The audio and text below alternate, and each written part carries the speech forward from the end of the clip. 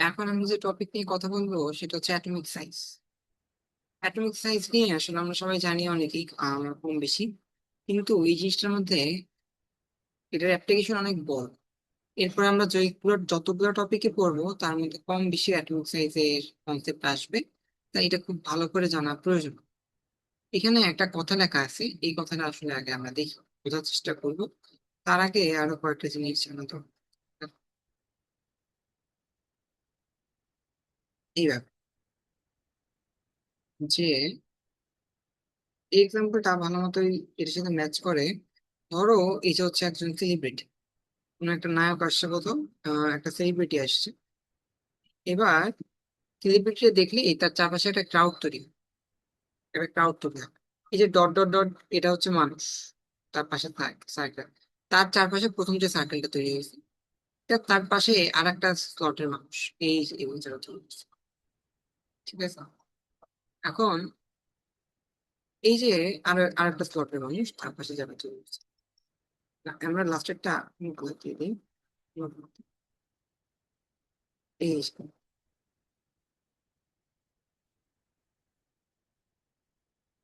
তাহলে দেখো, এই যে আমরা মাঝখানে সবুজ কালো দিয়ে দেখাচ্ছি, এই যে হচ্ছে আমাদের একজন সেলিব্রিটি। এই যে হচ্ছে আমাদের একজন সেলিব্রিটি, যে কোথাও একটা প্রোগ্রামে আসছে বা কিছু রাস্তার মাঝখানে আছে। তারা দেখে একটা ক্রাউড তৈরি হয়েছে, একটা ভিড় তৈরি হয়েছে। এখানে ডটেড লাইন দিয়ে আমরা দেখাচ্ছি কি, এই হচ্ছে আমাদের ভিড়ের প্রথম যে একটা সার্কেল সেইটা, এটা দিয়ে দেখাচ্ছি সেকেন্ড একটা সার্কেল সেইটা। মানে এটা ভিড় বোঝাচ্ছে। আর আমরা এই যে ব্লু ব্লু ব্লু দিয়ে দেখাচ্ছি হচ্ছে থার্ড একটা লাইন, যে মানুষের ভিড়। হুম?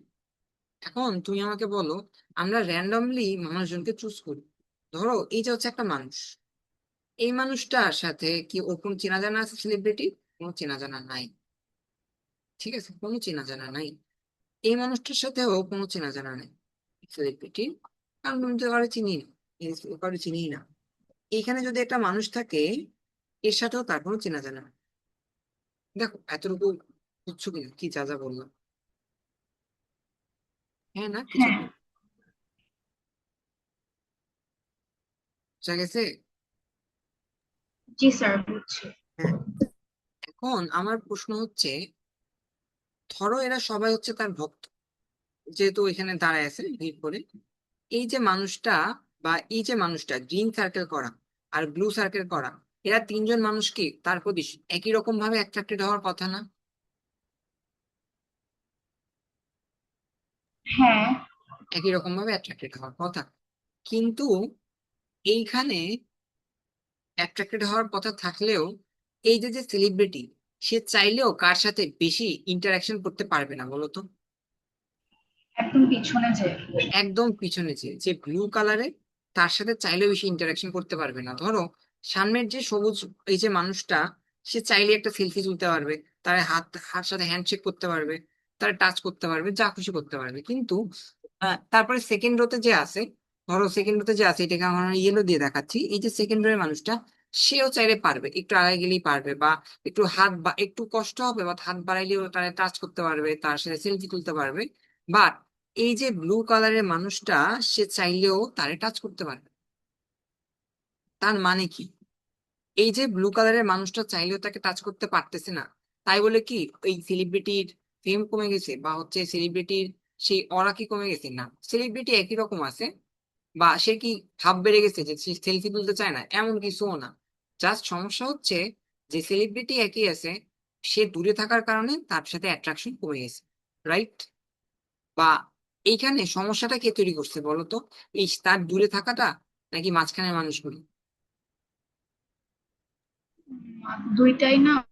দুইটাই সত্যি, যে সে দূরেও আছে, মাঝখানে মানুষজনও আছে। তাহলে আমরা এইখানে মানুষজনের যে লাইনটা ছিল, ডটেড লাইনটা ছিল, আফটার সেকেন্ড, এটাকে আমরা কি বলতে পারি জানো? এটা শিল্ড করে রাখছে কাকে? এটা কাকে? এই শব্দটা খুবই জরুরি, সেটা হচ্ছে শিল্ড। আর বাংলায় বলে আচ্ছাদন। বাংলায় বলে আচ্ছাদন কি করে রাখছি?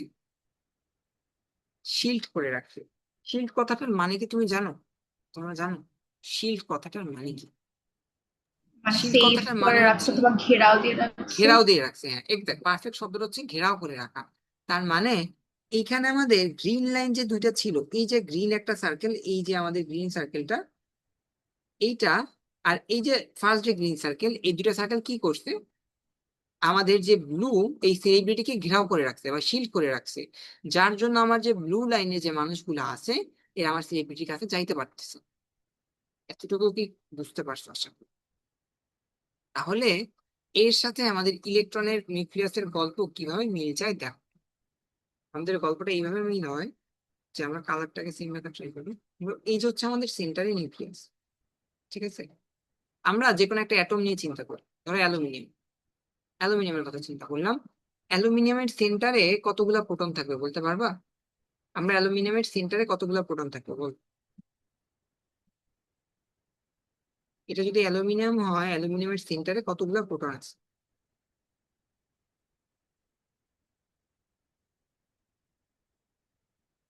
এটা তো বলতে পারা উচিত।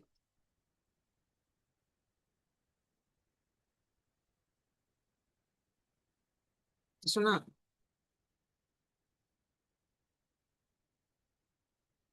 অ্যালুমিনিয়ামের অ্যাটমিক নাম্বার কত? এইগুলা যদি এত ঝটপট বলতে না পারো তখন তো চলে না। অ্যালুমিনিয়ামের অ্যাটমিক নাম্বার 13। 13, তাহলে এখানে কতগুলো প্রোটন থাকবে? 13টা প্রোটন থাকবে। 13টা। 13টা প্রোটন থাকবে, তার জন্য এখানে প্লাস চার্জ থাকবে, ঠিক আছে? এখন আমার বাইরে ইলেকট্রন থাকে কিভাবে? এই যে এখানে এইভাবে সার্কেলে থাকে। ধরো এটা হচ্ছে আমার ফার্স্ট শেল, এটা হচ্ছে সেকেন্ড শেল, আর এটা হচ্ছে আমার থার্ড শেল,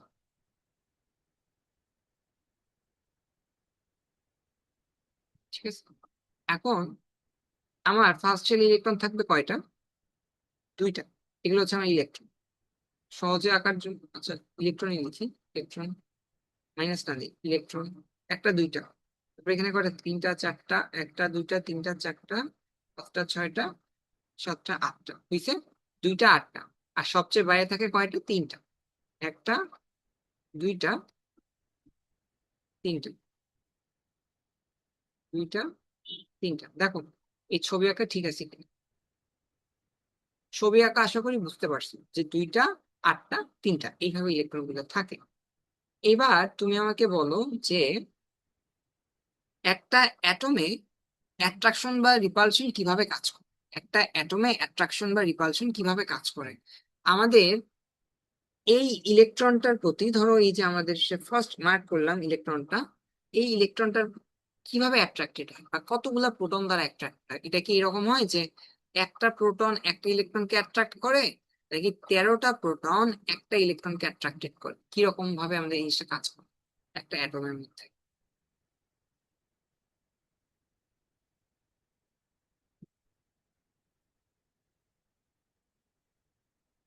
একটা অ্যাটমের মধ্যে কি কাজ করে? একটা প্রোটন একটা ইলেকট্রনকে অ্যাট্রাক্ট করে, নাকি 13টা প্রোটন একটা ইলেকট্রনকে অ্যাট্রাক্ট? 13 প্রোটন একসাথে হচ্ছে একটা ইলেকট্রনকে অ্যাট্রাক্ট করে। রাইট, এটা হচ্ছে কারেক্ট আর এটা হচ্ছে রং। তার মানে কি বলতো? তার মানে হচ্ছে আমাদের সবগুলা ইলেকট্রনকে কি একইভাবে অ্যাট্রাক্টেড হচ্ছে না? আমি হ্যাঁ। ফার্স্ট এই ইলেকট্রনটা ধরি বা সবচেয়ে দূরের এই ইলেকট্রনটা ধরি, এদের সবার একই রকম ভাবে অ্যাট্রাক্টেড হওয়ার কথা। যেটা আমরা এখানেও বললাম যে আমার সেলিব্রিটি যে আছে তার সাথে কারো কোনো চেনা জানা নাই। সবচেয়ে দূরে যে মানুষটা দাঁড়ায় আছে, সবচেয়ে দূরে যে মানুষটা দাঁড়ায় ছিল আর সবচেয়ে কাছে যে দাঁড়ায় ছিল, তারা দুজনই একই রকম ভাবে অ্যাট্রাক্টেড ফিল করার কথা। কিন্তু আসলে কি হয় রিয়েলিটিতে, যে সবাই একই রকম ভাবে অ্যাট্রাক্টেড ফিল করে না। এমনকি এখানে ইলেকট্রনদের ক্ষেত্রে একই কাহিনী হয়, যে সবচেয়ে দূরের যে ইলেকট্রন, এই যে সবচেয়ে দূরের ইলেকট্রন, এরা এরা কি হয়, একই রকম ভাবে অ্যাট্রাক্টেড ফিল করে না। কেন করে না? কারণ কি? কারণ দুইটা। কি কি? এরা এখান থেকে সবচেয়ে কি, এরা এখান থেকে সবচেয়ে দূরে, এবং ওই সবচেয়ে দূরে। ইলেকট্রন গুলো হচ্ছে শিল্ড হয়ে আছে। দুইটা ফ্যাক্টর, এখানে এরা সবচেয়ে দূরে থাকে। আর একটা ফ্যাক্টর হচ্ছে এখানে শিল্ডিং কাজ করে। কারা কারা শিল্ড দেয়? এই যে আমাদের ফার্স্ট শেল, আর এই যে হচ্ছে আমাদের সেকেন্ড শেল, তাই না? এই ফার্স্ট শেল আর সেকেন্ড শেল এই দুজন মিলেই কি করে?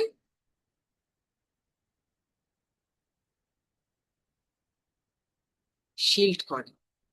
কাকে শিল্ড করে বলতে পারবা? ইলেকট্রনকে শিল্ড করে না নিউক্লিয়াসকে শিল্ড করে? নিউক্লিয়াসকে শিল্ড করে। ভেরি গুড, এরা শিল্ড করে হচ্ছে নিউক্লিয়াসকে।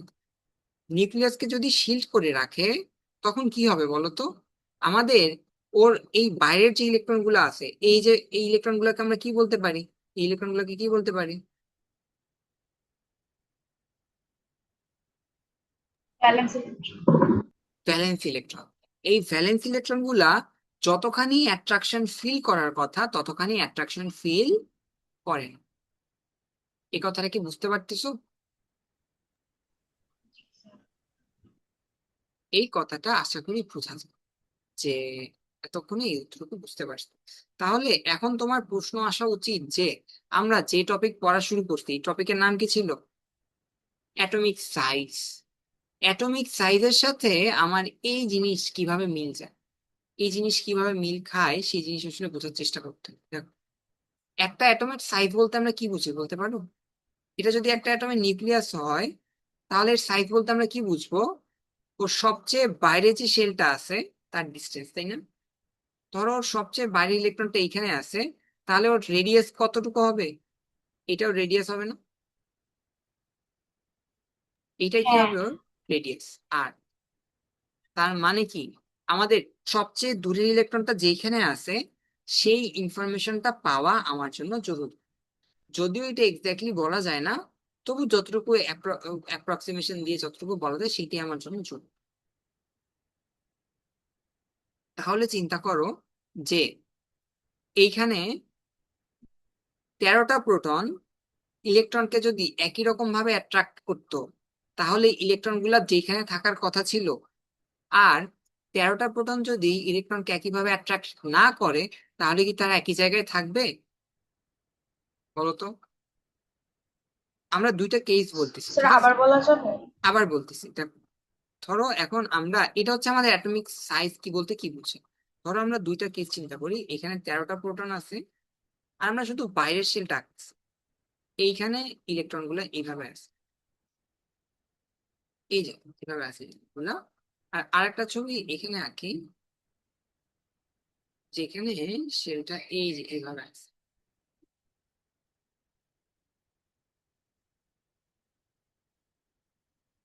আমার প্রশ্ন হচ্ছে, ধরো এইখানে কোনো শিল্ডিং, এইখানে শিল্ডিং আছে, এইখানে শিল্ডিং আছে, আর এখানে শিল্ডিং নাই। শিল্ডিং থাকলে আর শিল্ডিং না থাকলে কি আমাদের সাইজে কোনো চেঞ্জ আসবে? আমার প্রশ্ন হচ্ছে এইটা। শিল্ডিং না শিল্ডিং, থাকা মানে তো হচ্ছে ফার্স্ট আর সেকেন্ড ডাটা নাই, তাই না? না না, এটা আমরা বলতেছি না, আমরা বলতে চাচ্ছি যে ধরো এখানে আমার দুইটা লেয়ারই আছে। ধরো ফার্স্ট লেয়ারটাও আছে, সেকেন্ড লেয়ারটাও আছে, কিন্তু ওরা অ্যাকচুয়ালি কোনো শিল্ডিং করতেছে না। ধরো ধরে নিলাম যে এখানে সব জায়গায় ইলেকট্রন আছে, কিন্তু তারপরে ওরা কোনো বাধা দিচ্ছে না বা শিল্ড করতেছে না। আর এখানে আরো লেয়ার আছে, বাট ওরা তাবু কি করতেছে, শিল্ড করতে। এখানে শিল্ডিং নাই, এই যে দেখো এই যে। ধরো আমরা ধরলাম যে এখানে এই যে ফার্স্ট পিকচার, ফার্স্ট পিকচারে আমরা ধরে নিচ্ছি কি শিল্ডিং আছে, মানে এখানে প্রত্যেকটা first shell second shell electron আছে এবং তারা শিল্ডিং করে। আর সেকেন্ড পিকচারে আমরা কি চিন্তা করতেছি যে এখানে আমাদের ইলেকট্রন আছে কিন্তু তারা শিল্ড করে না। তার মানে এই শিল্ডিং থাকা বা শিল্ডিং না থাকা কি আমাদের সাইজের উপর কোনো ম্যাটার করে? এটা হচ্ছে আমার প্রশ্ন। শিল্ড যদি না থাকে তাহলে তো হচ্ছে অ্যাট্রাকশনটা সবার ইকুয়াল হয়ে যায়, তাহলে তো আরো ছোট হয়ে যাওয়ার কথা না? ভেরি গুড, এইটাই হচ্ছে আমাদের কনসেপ্ট। যে দেখো আমি ছবিটা কিভাবে আঁকছি একটু খেয়াল করো। ছবি আঁকা খুবই বাজে হয়েছে কিন্তু তবু একটা জিনিস বোঝা যায়, কার সাইজ বড় এখানে? বাম পাশে যেটা ফার্স্ট পিকচারটার সাইজ বড়। কারণ কি, এখানে কি আছে? শিল্ডিং আছে। শিল্ডিং আছে। শিল্ডিং থাকা মানে কি, আমার সবচেয়ে দূরের যে ইলেকট্রন গুলা ছিল ভ্যালেন্স ইলেকট্রন গুলা, এরা কি অ্যাট্রাক্টেড হয়েছে নাকি হয় নাই? হয় নাই। হয় নাই। না হলে ওরা কি কাছে কাছে থাকবে না দূরে দূরে থাকবে? দূরে দূরে থাকবে। আর দ্বিতীয় ছবিতে আমরা ভাবতেছি যে এখানে ইলেকট্রন আছে ভিতরে বাট ওরা শিল্ডিং করে নাই। তার মানে আমার ইলেকট্রন গুলো আগের চেয়ে বেশি অ্যাট্রাক্টেড হবে। বেশি অ্যাট্রাক্টেড হলে আমাদের সাইজ কি হবে? ছোট হয়ে যাবে। ছোট হবে। এটা আমরা দেখতে পাচ্ছি। এইবার আমার প্রশ্ন হচ্ছে, অ্যাকচুয়ালি অ্যাটমে আমরা কোনটা দেখতে পারবো, শিল্ডিং আছে নাকি শিল্ডিং নাই? শিল্ডিং আছে। এক্স্যাক্টলি। তার মানে অ্যাকচুয়ালি অ্যাটমে এইটা দেখা যায়। তাহলে কি আমরা একটা কথা বলতে পারি, একটা অ্যাটমের সাইজ যেটা আমরা এস্টিমেট করতে চাচ্ছিলাম, অ্যাকচুয়ালি সেই অ্যাটমের সাইজ আমরা পাই না, তার চেয়ে কম পাই নাকি বেশি পাই? কি বলছেন আবার একটু বলো। আমরা অ্যাকচুয়ালি একটা অ্যাটমের সাইজ যতটুকু পাওয়ার কথা ছিল তার চেয়ে বেশি পাবো না কম পাবো?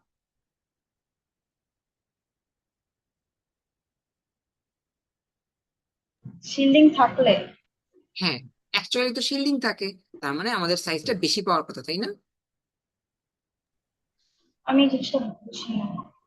বুঝো নাই? তাহলে আবার বলি, দেখো, আমরা ধরো একটা অ্যাটম চিন্তা করতেছি যেখানে 13টা প্রোটন আছে, আর ইলেকট্রনও কয়টা আছে, অবশ্যই 13টা ইলেকট্রন আছে।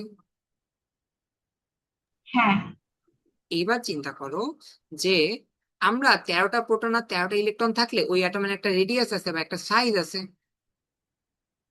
হ্যাঁ। আমরা যে সাইজটা থিওরিটিক্যালি পাওয়ার কথা, অ্যাকচুয়ালি কি তার চেয়ে কম পাবো নাকি বেশি পাবো?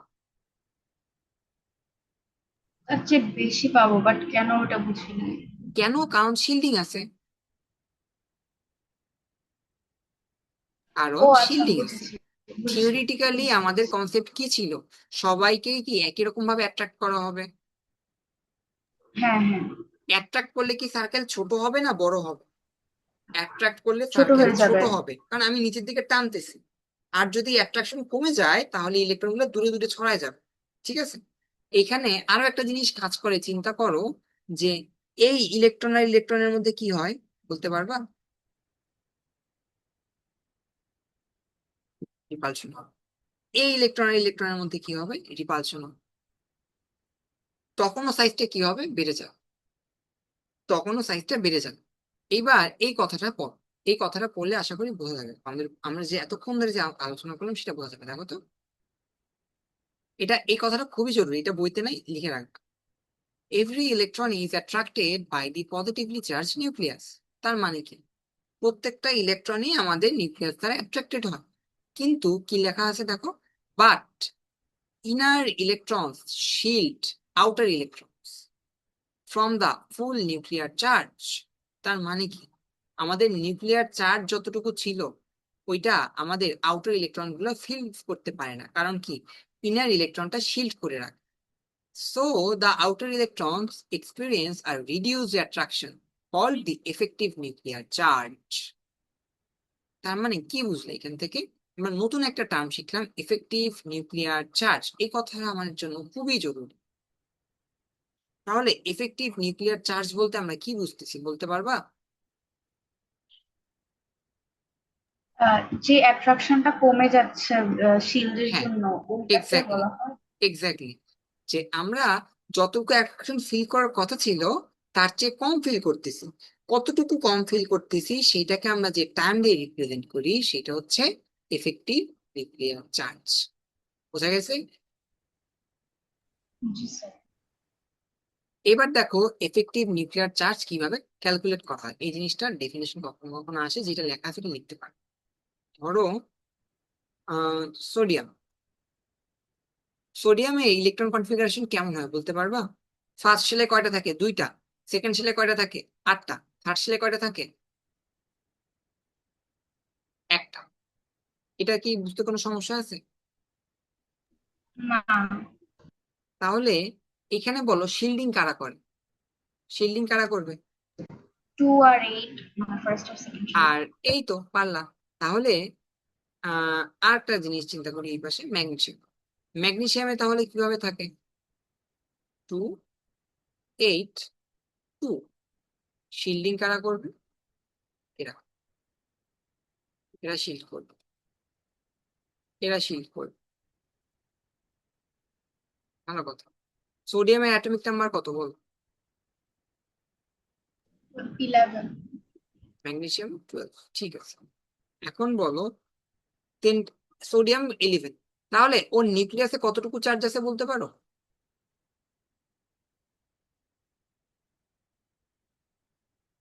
রাইট, +11। এর হ্যাঁ, নিউক্লিয়াসে কতটুকু চার্জ আছে? +12। এই যে যে আমাদের বাইরের ইলেকট্রন, ওর কতটুকু চার্জ ফিল করার কথা ছিল? ওর কতটুকু চার্জ ফিল করার কথা ছিল? Z actually +11। কত? জেড ও অ্যাকচুয়ালি কত ফিল করার কথা ছিল?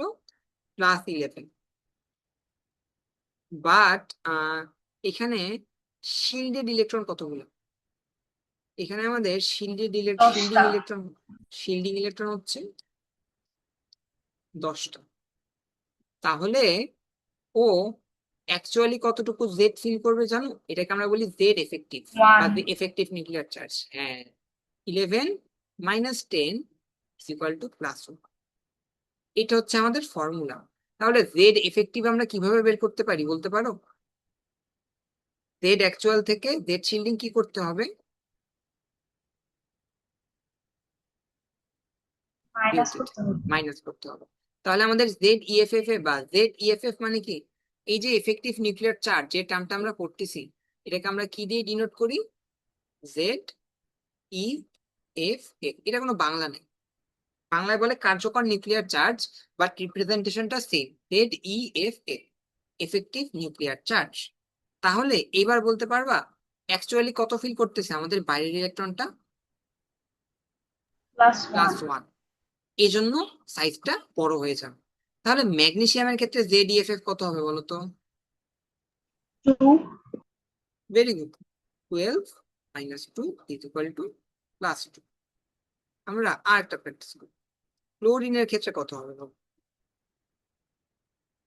2, 8, 7। তাহলে ক্লোরিনের ক্ষেত্রে কত হবে? 7। ভেরি গুড, ক্লোরিনের ক্ষেত্রে হবে +7। কিভাবে? Z = 17 - 10 +7। এটা আমরা বুঝলাম। এখন আমাদের কি চিন্তা করছে? দেখো আরেকটা জিনিস দেখাই। স্যার, অ্যাটমিক সাইজের ডেফিনেশনটা একটু আরেকবার দেখানো যাবে? ডেফিনেশন অ্যাটমিক সাইজের দেই নাই, আমরা এখানে অ্যাটমিক সাইজ টপিকের নাম লিখছিলাম। আমরা এখানে এফেক্টিভ নিউক্লিয়ার চার্জের ডেফিনেশন লিখছি, যে what is effective nuclear charge. Atomic সাইজের ডেফিনেশন পরীক্ষা আসবে না, বাট অ্যাটমিক সাইজের ডেফিনেশন বলতে আমরা কি বুঝি সেটা আরেকবার বলতে পারি। দেখো, এখানে আমরা দেখাইছিলাম যে অ্যাটমিক সাইজ বলতে আমরা কি বুঝি? আমাদের নিউক্লিয়াস থেকে আমাদের সবচেয়ে দূরের যে ভ্যালেন্স ইলেকট্রন থাকে, তার যে ডিস্টেন্স, সেটাকে আমরা বলতে পারি অ্যাটমিক রেডিয়াস বা atomic size. Atomic radius, atomic রেডিয়াসটা আসলে আমাদের অ্যাটমিক সাইজ।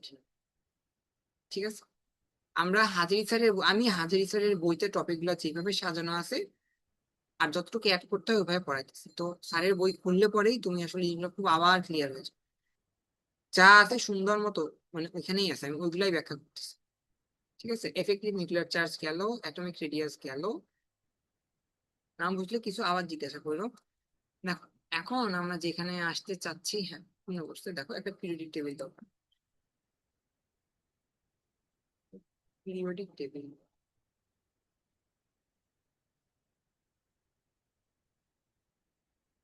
এই যে পিরিয়ডিক টেবিল।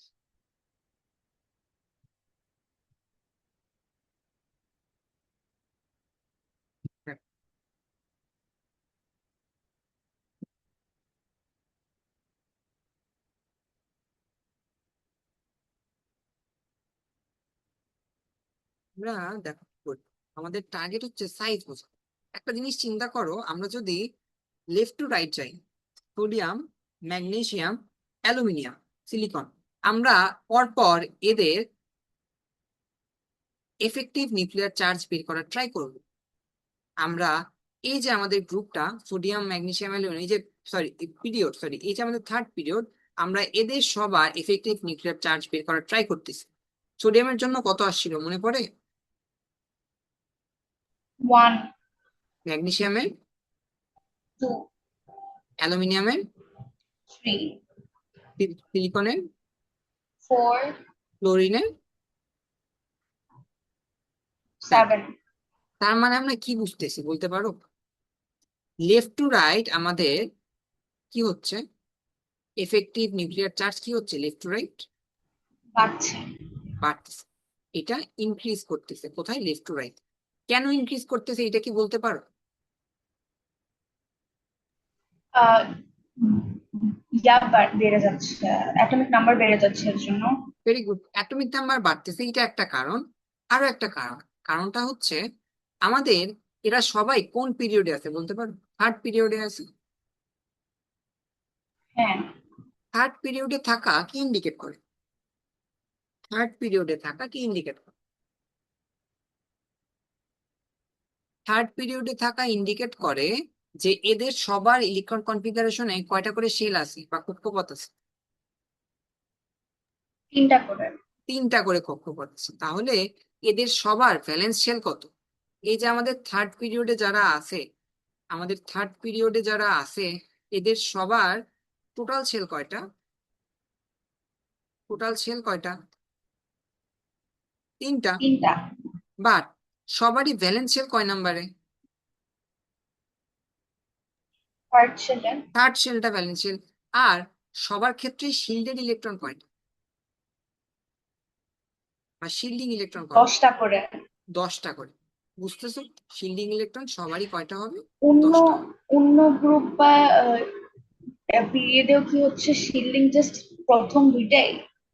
নো নো, দেখো, আমরা যদি আগের 2 নাম্বার পিরিয়ডটা চিন্তা করি, দেখো 2 নাম্বার পিরিয়ড চিন্তা করি, এক্ষেত্রে আমরা কি হবে এটা এখন খেয়াল করি। ধরো লিথিয়ামের কথা চিন্তা করতেছি 2 নাম্বারে, হ্যাঁ, লিথিয়ামের অ্যাটমিক নাম্বার 3, তাহলে ইলেকট্রন কনফিগারেশন কেমন হবে? ফার্স্টে থাকবে 2, 2 আর 1। 1। আর লিথিয়ামের শেষে আছে কে? ফ্লোরিন। ফ্লোরিনের কত হবে? 9। তাহলে এটা কেমন হবে? 2। আর এখানে কত আসবে? 7। তাহলে ওর জেড এফেক্টিভ কত হবে বলো? ওর এখানে শিল্ডেড করে কয়জন? লিথিয়ামে শিল্ডেড করে শুধু কয়জন? শুধু প্রথমটা, 2। হ্যাঁ, অবশ্যই শুধু প্রথমটা। কারণ শিল্ডিং তাহলে কারা করতেছে বলো তো? এই জিনিসটা বোঝা দরকার, শিল্ডিং কারা করে। আমার এই এই শেলটাকে আমরা কি বলতে পারি, এগুলোকে আমরা কি বলতে পারি? Valence shell. Valence shell. যারা সবচেয়ে বাইরে আছে। আর সহজ কথা, ভ্যালেন্স শেল বাদে যারাই আছে তারাই আমার কি করে? শিল্ডিং করে। ভ্যালেন্স শেল বাদে যারাই আছে তারাই আমার কি করে? শিল্ডিং করে। বোঝা গেছে? হ্যাঁ, বুঝেছি। যেমন এইখানেও দেখো, এখানে আমার শিল্ড কারা করছে? এই যে আমাদের সব বাইরে একটা ছিল, এটা ছিল কি আমার, এই যে একটা ছিল, এখানে 7টা ছিল, এটা ছিল কি আমার? Valence shell.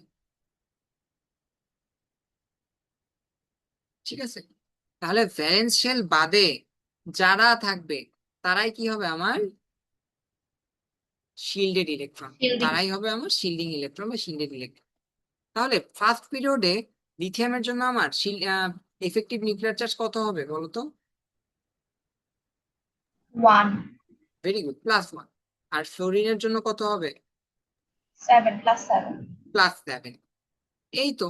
তার মানে আমরা আরো একটা জিনিস ফিল করতেছি, পিরিয়ড ওয়ানে যারা, গ্রুপ ওয়ানে যারা আছে তাদের সবার এফেক্টিভ নিউক্লিয়ার চার্জ কত হবে? +1। +1 আর 17-এ যারা আছে সবার কত হবে? +7। তার মানে আমরা এখন কয়েকটা কথা ক্লিয়ার করে বলতে চাই যে এইভাবে দেখো অ্যাটমিক সাইজের যে অ্যাকচুয়াল কাহিনী, লেফট টু রাইট কি হয় বলতে পারবা? লেফট টু রাইট কয়েকটা কাহিনী হচ্ছে। প্রথম কথা হচ্ছে লেফট টু রাইট আমাদের প্রথমত কি বাড়ে? অ্যাটমিক নাম্বার বাড়ে।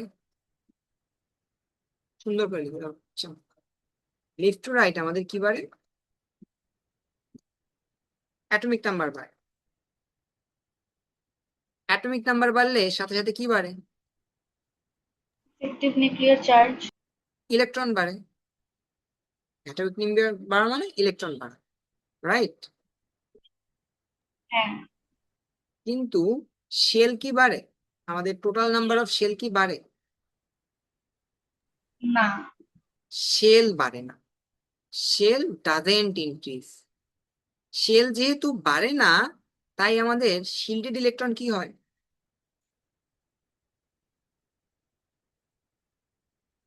শিল্ডেড ইলেকট্রন কেমন থাকে? সেম থাকে। শিল্ডেড ইলেকট্রন সেম থাকে। আর তার জন্য আমাদের এফেক্টিভ নিউক্লিয়ার চার্জ আস্তে আস্তে কি হইতে থাকে? ইনক্রিজ হতে থাকে। ইনক্রিজ করতে থাকে। আর এফেক্টিভ নিউক্লিয়ার চার্জ ইনক্রিজ করা মানে কি? অ্যাট্রাকশন বাড়তেছে না কমতেছে? অ্যাট্রাকশন বাড়তেছে। আর অ্যাট্রাকশন বাড়া মানে সাইজ কি হবে? বড় হয়ে যাওয়া। হ্যাঁ, না না, অ্যাট্রাকশন সরি সরি, বাড়তেছে। ছোট হয়ে যাওয়া, ছোট হয়ে যাওয়া। এইটা হচ্ছে আমাদের অ্যাটমিক সাইজের অ্যাকচুয়াল ব্যাখ্যা। 19-এ যাই করছো ওগুলো আসলে কোনটাই ঠিক না।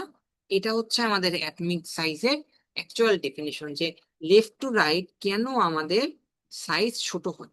ঠিক আছে, কেন আমাদের লেফট টু রাইট সাইজ ছোট হয় তার অ্যাকচুয়াল ডেফিনিশন হচ্ছে এইটা, যে left to right atomic number বাড়ে, ইলেকট্রনও বাড়ে, কিন্তু ইলেকট্রন বাড়লেও শেল সংখ্যা বাড়ে না, বাট শিল্ডের ইলেকট্রন সেম থাকে, জন্য ইফেক্টিভ নিউক্লিয়ার চার্জ বাড়ে, এই সাইজ ছোট। এবার আসো পরবর্তী কথায়, যে টপ টু বটম কি হবে, এটা আমরা আগে থেকে করে আসছি। Top to bottom, top to bottom কি হবে? সাইজ বাড়ে নাকি কমে? বাড়ে। কেন? শেল অ্যাড হয়, তাই না? আমরা জানি যত উপর থেকে নিচে যাই তত শেল অ্যাড হতে যায়, তাই তো? লিথিয়ামে শেল কয়টা? দুইটা, একটা, দুইটা। এভাবে। সোডিয়ামে কয়টা থাকে? 2 8 1। পটাশিয়ামে কয়টা থাকে? 2 8 8 1, এভাবে না? তার মানে পটাশিয়ামে 4টা শেল, সোডিয়ামে 3টা শেল। আমরা টপ টু বটম আগাইতে থাকলে আমাদের শেল নাম্বার আস্তে আস্তে বাড়তে থাকে, এজন্য আমাদের সাইজ বাড়তে থাকে। এটা ছিল আমাদের অ্যাটমিক সাইজের একদম প্রিলিমিনারি কিছু কথা, যে কিভাবে আমাদের লেফট টু রাইট, তাহলে আমাদের left to right size decrease করে, আর top to bottom size increase করে। তাহলে এই কথাগুলো আমরা এখন বুঝে দিতে পারি। সহজ কথা কি, আমাদের সাইজ এই দিকে কি হবে? লেফট টু রাইট সাইজ হচ্ছে আমাদের ডিক্রিজ করবে, আর টপ টু বটম সাইজ আমাদের ইনক্রিজ করবে। দেখো, এটুকু বোঝা যায় কি? এটুকু আশা করি বোঝা যায়। হুম? এই তো। এরপরে আমাদের দেখতে হবে অ্যাটমিক রেডিয়েস আরো ভিন্ন ভিন্ন ধরনের হয়, সেই